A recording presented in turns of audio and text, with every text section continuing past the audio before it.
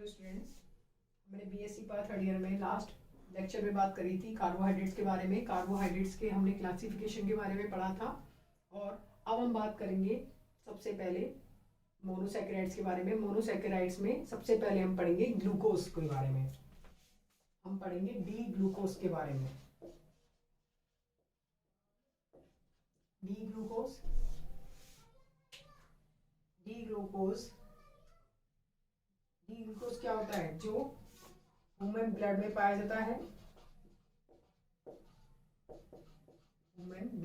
जाता है, जिसकी निश्चित मात्रा होती है, उससे अधिक होने पर ये मधुमेह के रोगी के रूप में बदल जाता है।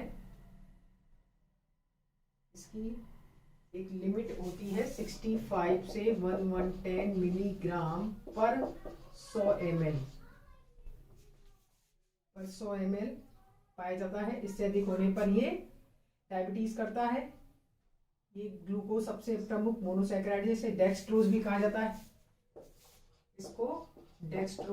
जाता है। अगर बात करें इसके बनाने की विधियों के बारे में, मेथड ऑफ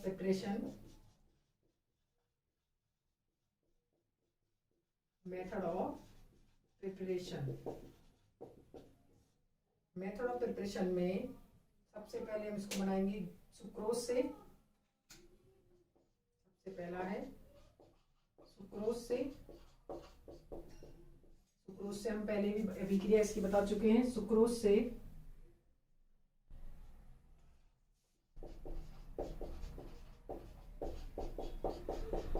सुक्रोज के जल अपघटन से, हमने पढ़ी थी पिछली बार क्लासिफिकेशन में कि सुक्रोज के जल अपघटन से ग्लूकोज तथा फ्रक्टोज प्राप्त होते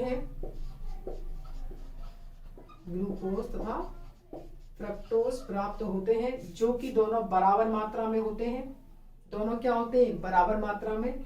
लेकिन फ्रक्टोज ग्लूकोज से अधिक घुलनशील है। वापस से सुन लो, ये दोनों सुक्रोज से ये दोनों बराबर मात्रा में प्राप्त होते हैं, लेकिन विलयशीलता फ्रक्टोज की ग्लूकोज से ज्यादा होने के कारण इसको सुखाने पर हमें सॉलिड क्रिस्टल प्राप्त होते हैं, जो कि ग्लूकोज होता है।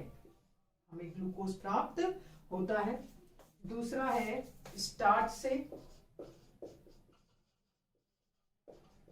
दूसरी अभिक्रिया है स्टार्च से।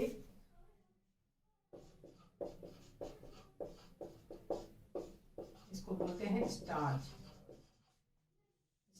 का जल अपघटन HCl या H2SO4 के साथ कराने पर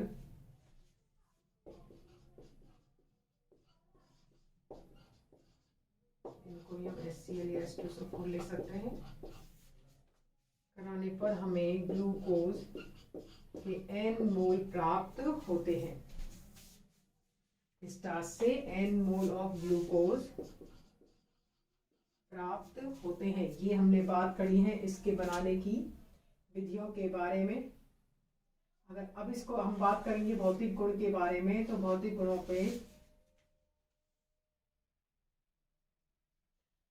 गुणों में सबसे पहले इसका मॉलिक्यूलर फॉर्मूला क्या होता है? C6H12O6।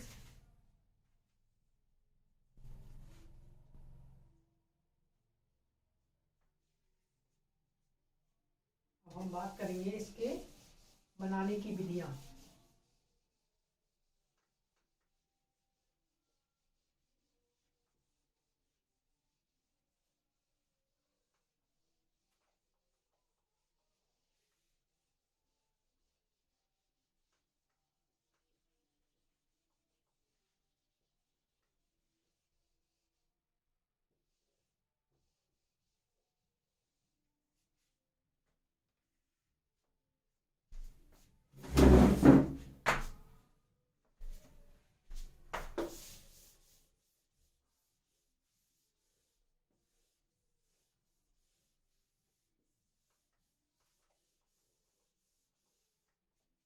नेक्स्ट हम बात करेंगे इसको बनाने की विधियां।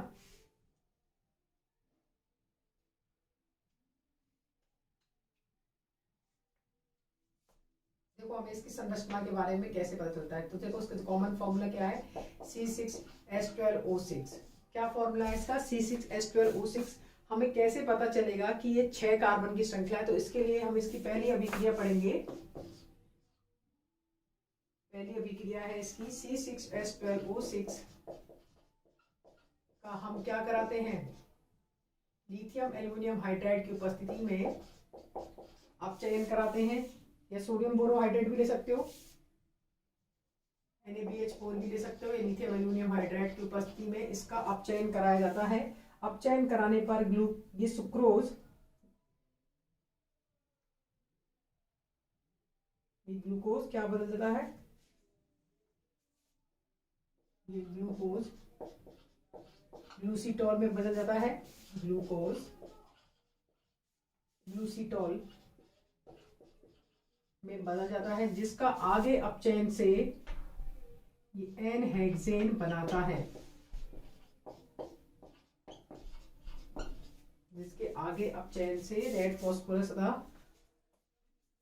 फॉस्फोरस और HI के साथ अपचयन से ये एन-हेक्सेन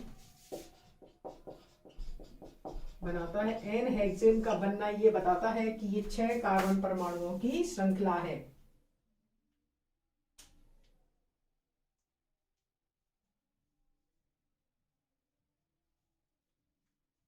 देखो, सबसे पहली अभिक्रिया हमने पढ़ी है, अगर इसका अपचयन, इसको सार्बिटॉल भी बोलते हैं, ग्लूकोज की अभिक्रिया या ग्लूकोज का अपचयन अगर NaBH4 की उपस्थिति में अपचयन कराया जाता है तो ये ग्लूसीटॉल बनाता है। ग्लूसीटॉल का आगे रेड फॉस्फोरस प्लस HI से के साथ अपचयन कराने पर ये एन-हेक्सेन बनाता है। अब एन-हेक्सेन का बनना बताता है कितने हेक्सेन, मतलब 6। एन-हेक्सेन का बनना ये बताता है कि ग्लूकोज 6 कार्बन परमाणुओं की श्रृंखला है। तो सबसे पहली अभिक्रिया हमें क्या बता रही है कि ग्लूकोज में 6 कार्बन परमाणु है, वो कैसे हैं, तो उसका हमने ये जजमेंट करके देख लिया। दूसरा हम इसमें लिखेंगे, इसमें COOH ग्रुप नहीं होता है, तो COOH ग्रुप की अनुपस्थिति का पता हम कैसे करते हैं, कि अनुपस्थिति का पता लगाना। तो COOH ग्रुप की अनुपस्थिति का पता हम कैसे लगाएंगे, तो ग्लूकोज जल में आसानी से घुल जाता है और इसका जलीय विलयन उदासीन होता है। क्या बोल रहे हैं, ग्लूकोज पानी में घुल जाता है, ठीक है, dissolve in glucose, dissolve in water, dissolve in water, ठीक है।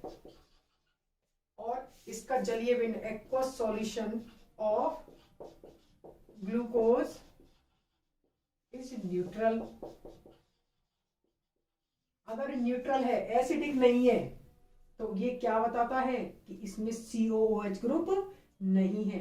आगे बात समझ में, COOH ग्रुप की अनुपस्थिति का पता, हम COOH की ग्रुप की अनुपस्थिति का पता कैसे कर रहे हैं कि ग्लूकोज को डिसॉल्व पानी में किया और हमने देखा इसका एक्वस सॉल्यूशन क्या है, न्यूट्रल है। न्यूट्रल है इसका मतलब एसिडिक नहीं है, एसिडिक नहीं है तो COOH ग्रुप क्या है, इसमें अनुपस्थित है। तीसरा पॉइंट है इसमें कार्बोनिल समूहों की उपस्थिति का पता लगाना।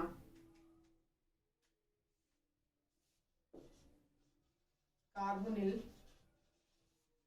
ग्रुप्स की उपस्थिति का पता लगाना, तो वो कैसे लगता है, हम अभिक्रिया कराएंगे इनकी कार्बोनिल कंपाउंड्स वाली, मतलब HCN से अभिक्रिया कराएं अगर,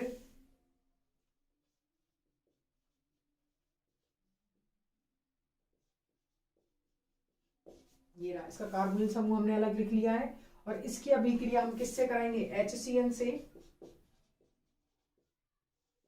तो ये हमने देखा ये आसानी से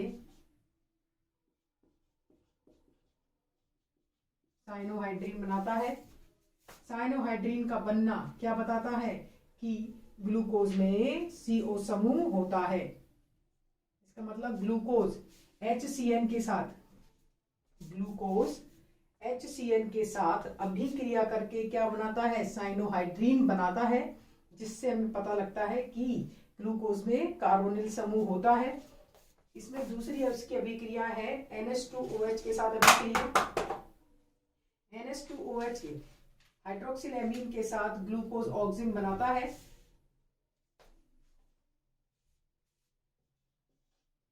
हाइड्रोक्सिल एमीन के साथ अभिक्रिया, तो डायरेक्ट हम अभिक्रिया लिखेंगे C5H12O5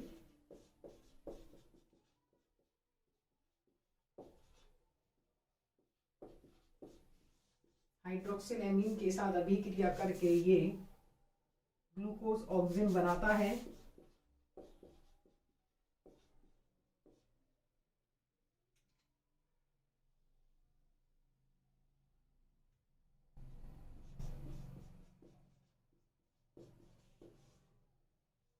ग्लूकोज ऑक्सिन बनाता है।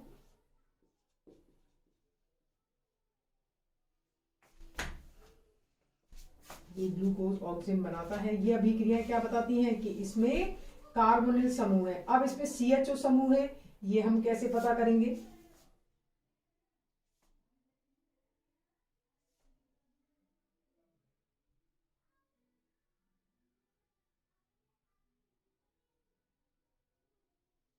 ठीक है, अब नेक्स्ट पॉइंट है इसमें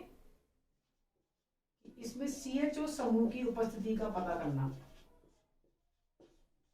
क्योंकि ग्लूकोज में कीटोन समूह तो होता नहीं है। कौन सा समूह होता है? देखो, हमने सबसे पहले पता किया था कि इसमें 6 कार्बन हैं। दूसरी बार इसमें पता किया था COH मतलब एसिडिक समूह है या नहीं है, तो एसिडिक समूह का हमने पता कर लिया, नहीं होता है। तीसरा हम पढ़ रहे थे कार्बोनिल कंपाउंड्स की उपस्थिति का पता करना, तो कार्बोनिल कंपाउंड्स एल्डिहाइड हो सकते हैं और कीटोन भी हो सकते हैं। तो ये जनरल रिएक्शन थी जो एल्डिहाइड और कीटोन दोनों देते हैं, तो इनसे हमने पता कर लिया कि इनमें कार्बोनिल समूह तो है। अब इसमें CHO समूह है, इसके बारे में हमें पता करना है। तो CHO समूह की उपस्थिति का पता करना, का पता लगाना, तो हम इसमें पता लगाएंगे कि CHO समूह हम जानते हैं टॉलेंस अभिकर्मक तथा फेलिंग विलयन के साथ, फेलिंग विलयन को क्या कर देता है? अपचयित कर देता है और क्या बनाता है? एसिड बनाता है। दैट मीन्स C5H12O5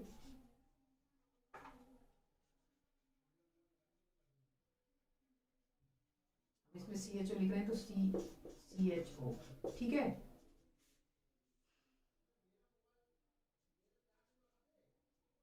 अभिक्रिया किससे करा रहे हैं हम इसकी? टॉलेंस अभिकर्मक से। Tollens reagent AgNO3 silver nitrate का अमोनियम हाइड्रोक्साइड में विलयन, AgNO3 प्लस NH4OH क्या बनाता है? C5H11O5 और CHO समूह को किस में कन्वर्ट कर देता है? COOH में ग्लूकोनिक अम्ल बनाता है। क्या बनाता है? ग्लूकोज से ये ग्लूकोज से ग्लूकोनिक अम्ल बनाता है।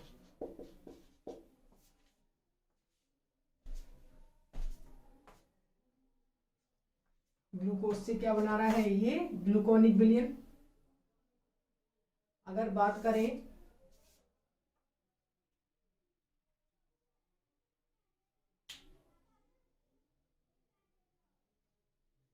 दूसरा, इसमें है CHO समूह में ही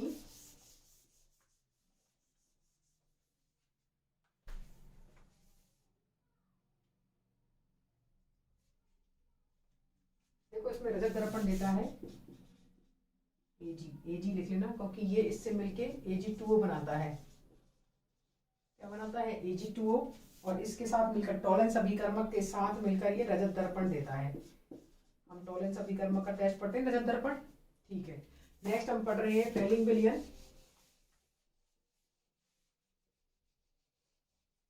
तो ग्लूकोज फेलिंग विलयन को भी अपचयित कर देता है।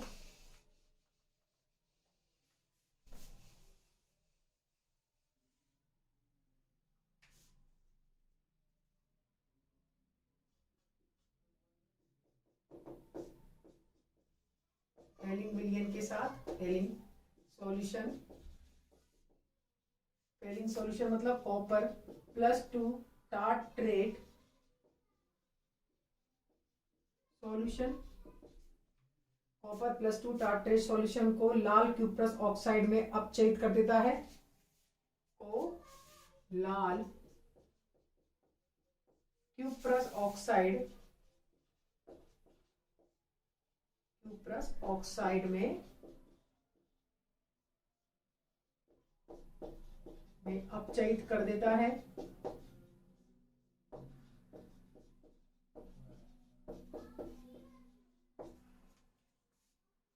लाल क्यूप्रस ऑक्साइड में अपचयित कर देता है।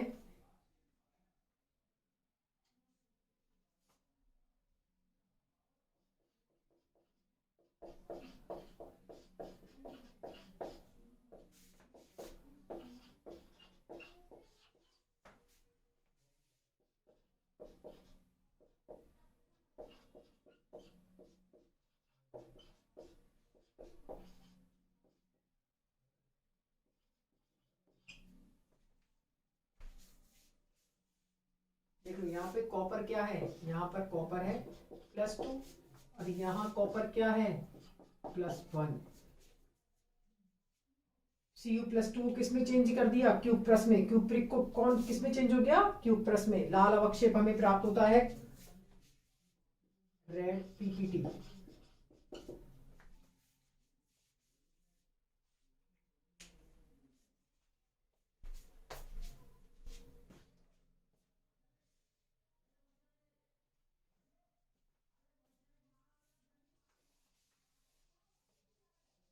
नेक्स्ट हम इसमें कैसे पता करेंगे कि इसमें टर्मिनल CHO समूह होता है।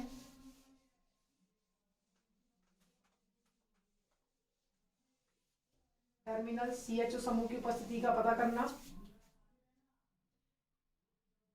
ये ब्रोमीन वाटर के साथ अभिक्रिया करके ग्लूकोनिक अम्ल बनाता है।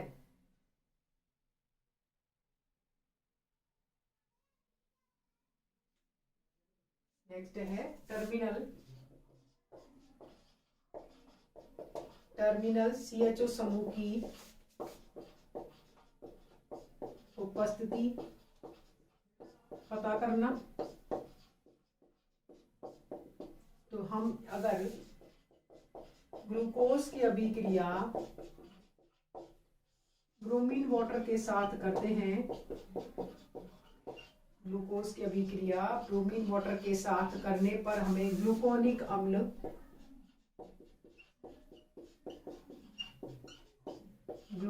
अम्ल प्राप्त होता है, जो कि CHO समूह का टर्मिनल होना बताता है। ग्लूकोनिक अम्ल का वापस से रेड फास्फोरस प्लस HI के साथ अपचयन कराने पर N-हेक्सेन प्राप्त होता है। क्या बोल रहे हैं हम, ग्लूकोनिक एसिड का हमने अभिक्रिया पहले पढ़ चुके हैं, रेड फास्फोरस प्लस HI से कराने पर, देखो रेड फास्फोरस प्लस HI ले रहे हैं, अगर टर्मिनल पे CHO समूह, देखो बीच में अभिक्रिया नहीं करते तो ये कार्बन कार्बन बंध विखंडन हो जाता है इससे।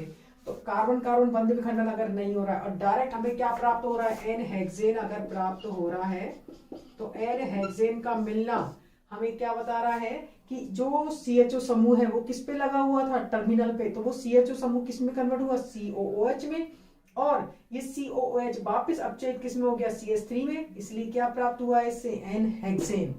आगे बात समझ में। टर्मिनल CHO का समूह का पता हमने कैसे लगाया, हमने ग्लूकोज की अभिक्रिया कराई ब्रोमीन वाटर से ये CHO समूह जो कि टर्मिनल था, हमें नहीं पता वो टर्मिनल है या नहीं, तो उससे ग्लूकोनिक अम्ल प्राप्त हुआ था। ठीक है, ग्लूकोनिक अम्ल का हमने आगे अपचयन कराया तो हमें N-हेक्सेन प्राप्त हुआ।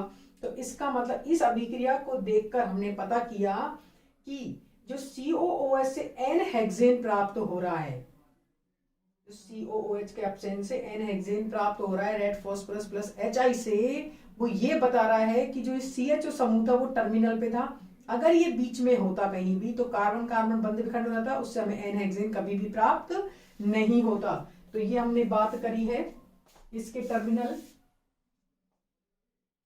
CHO समूह की उपस्थिति का पता करना। अब इसमें हम पता करेंगे कि इसमें एल्कोहलिक समूह है या नहीं है, मतलब इसमें OH समूह की उपस्थिति का पता करना।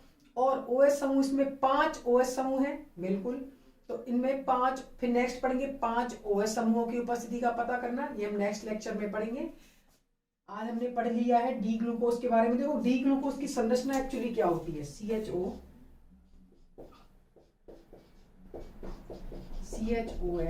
CHOH डी ग्लूकोज पढ़ रहे हैं तो OH होगा राइट साइड, ये D है इसलिए, और लास्ट है CH2OH। ये सारे किरेल कार्बन है, ठीक है। ये हमने पढ़ा है ग्लूकोज के बारे में, ये है डी ग्लूकोज, ठीक है। और डी ग्लूकोज किसके आधार पर है, इसके आधार पर, क्योंकि OH किधर है, राइट साइड दाईं ओर, तो इसको अपन क्या बोलते हैं, डी ग्लूकोज। अब नेक्स्ट में हम पता करेंगे कि इसमें OH समूह है, ठीक है। और OH समूह है तो इसमें 1 2 3 4 5 OH समूह है, कैसे हैं ये नेक्स्ट लेक्चर में पढ़ेंगे।